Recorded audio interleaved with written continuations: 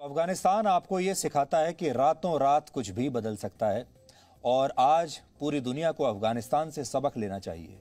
पहली सीख तो ये है, अगर आपका राष्ट्र मजबूत नहीं है तो आपका बंगला, आपकी गाड़ियां, आपका बिजनेस, आपका बैंक बैलेंस और आपकी पढ़ाई लिखाई आपके किसी काम नहीं आएगी। ये सब आपके किसी काम नहीं रहेगा। दूसरी सीख है, अगर आपका देश आत्मनिर्भर नहीं है तो आपकी अपनी संपत्ति की भी कोई कीमत नहीं रह जाती।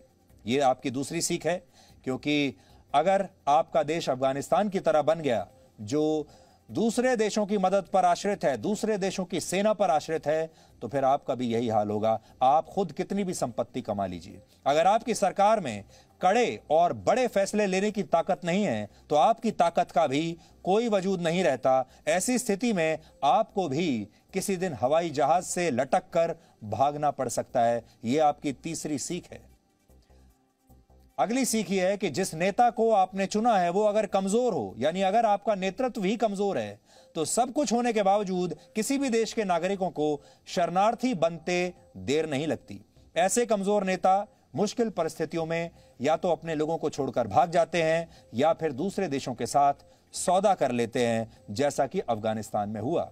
इसलिए वोट देते समय हमेशा यह याद रखें कि जिस नेता को आप चुन रहे हैं, जिस सरकार को आप चुन रहे हैं, वो आपके लिए और अपने देश के लिए मजबूती से खड़ी रहे, भागेगी नहीं।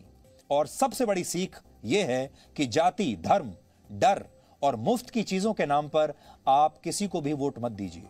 वोट अपने देश को मजबूत बनाने के लिए दीजिए। यह सीख अफगानिस्तान के इस संकट से आज भारत के हर नागरिक को लेनी चाहिए।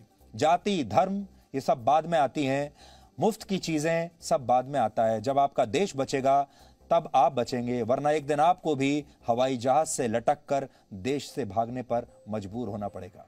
ये किसी के साथ भी हो सकता है।